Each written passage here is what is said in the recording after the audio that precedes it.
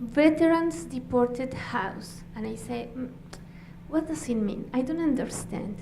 The situation is that in United States, because the country is getting involved in war and war again and again, they promise yes, to the Latin America, specifically Mexican people, to have a citizenship if they go to war to fight in the name of the country.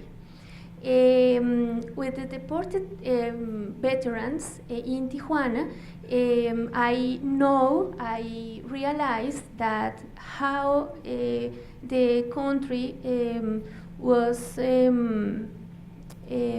lying to these people, because the deported veterans in Tijuana, they went to the war, Iran war, and when they came back to the United States, the government doesn't give them the citizenship, and they stayed in a gap, in this gap that I was talking about, this gap in the political rights.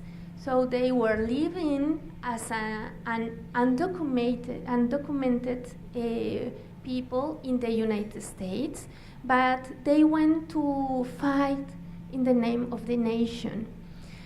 And when I got my interview with the leader of the Veterans Deported House, that reality revealed for me, and I was like in shock, very sad history for me, because they at the same time they were proud to be in a war.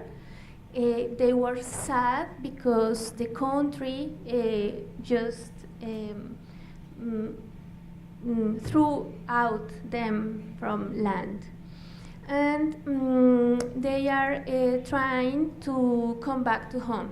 They were deported because maybe were driving in drunk conditions, and police just caught them, and they went to the jail, and after that they were deported.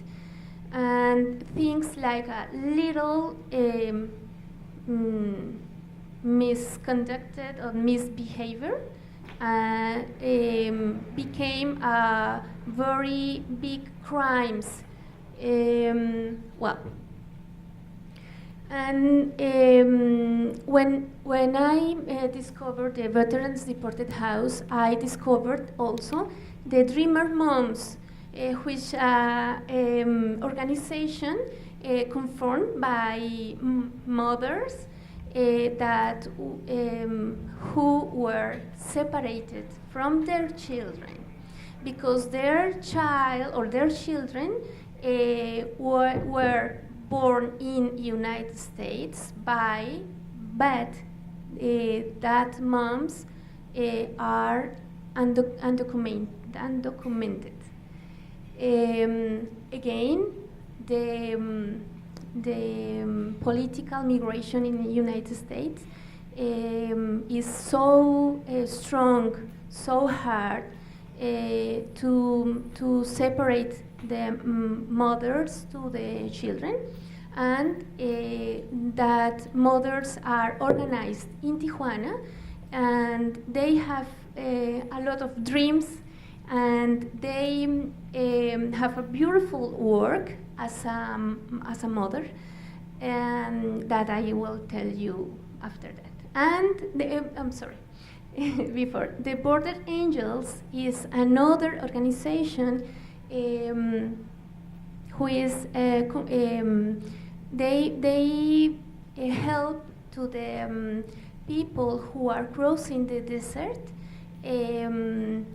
They give water in the middle of the desert to the people who are crossing in the undocumented way.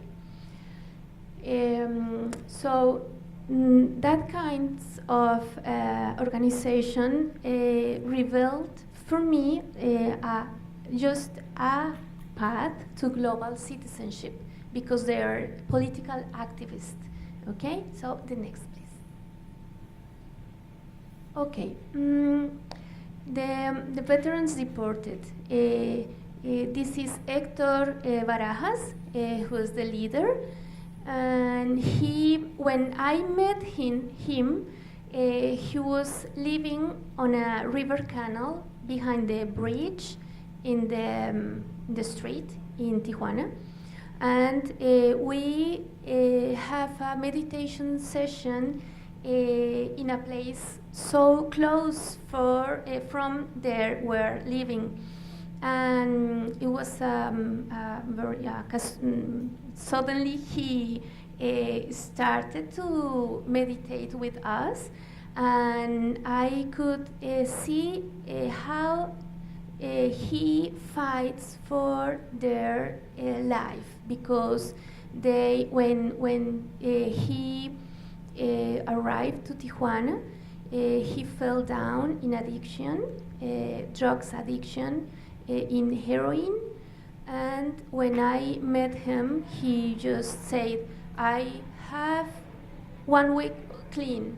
And the next week, he said, I have 2 weeks clean, and go on. And I was fascinated because their fight of keep their dreams very strong. And 2 years later, I found him with a house. He could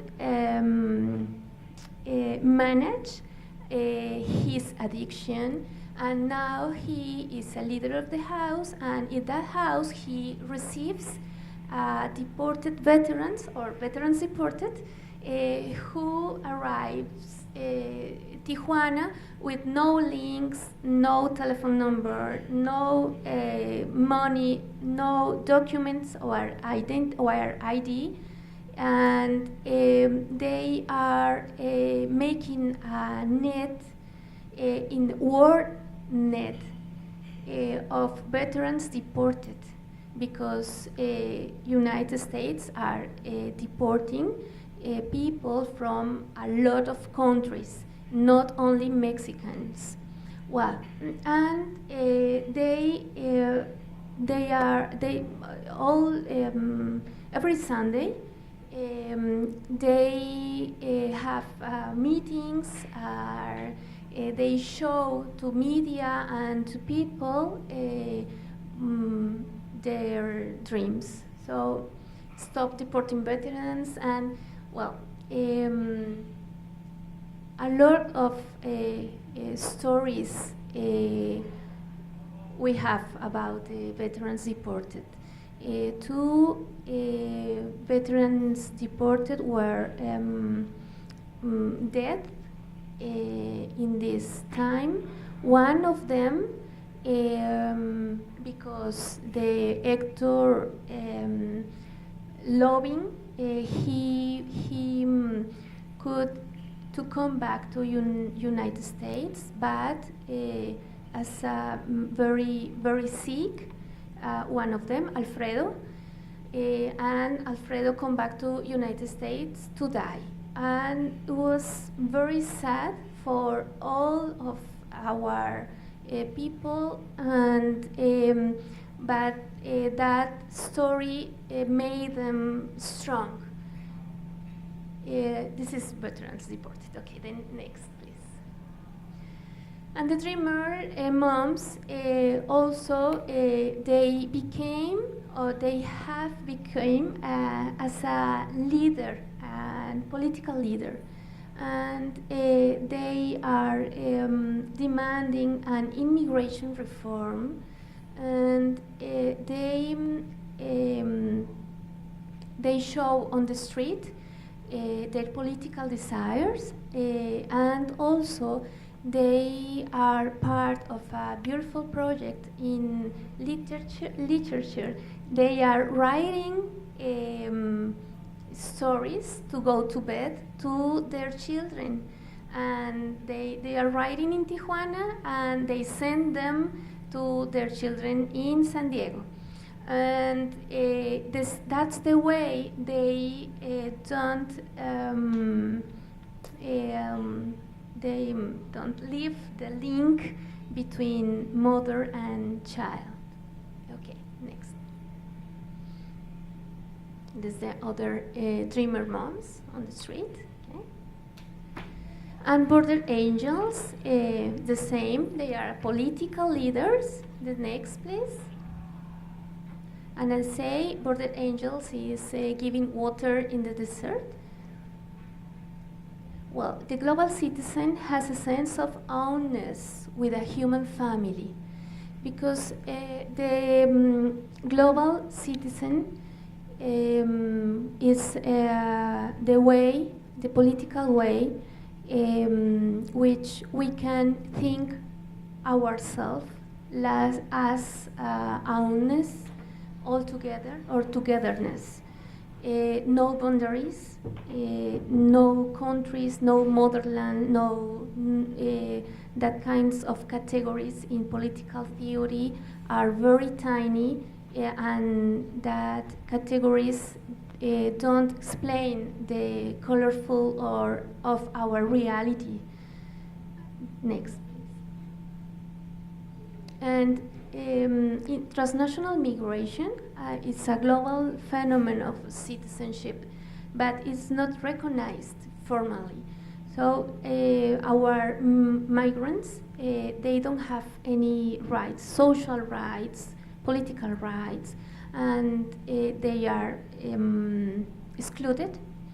And but we have to solve this problem. We have to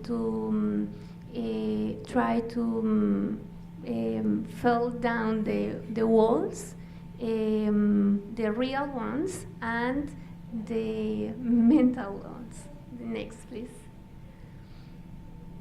Well, we have political leaders which are all the time show us how the global citizenship are taking the territory category as an old-fashioned way of thinking, because, for example, in Los Angeles, there is the second city with more Mexican people living in after Mexico City. And we have political leaders and Chicano protests in Los Angeles. They are claiming also for modern political immigration in the United States. Okay, next. Well, this is a place in Tijuana. It's called Desayunador, which means the place where the people take the breakfast, and they give breakfast for deported people. And in the morning, or every morning, we can see a long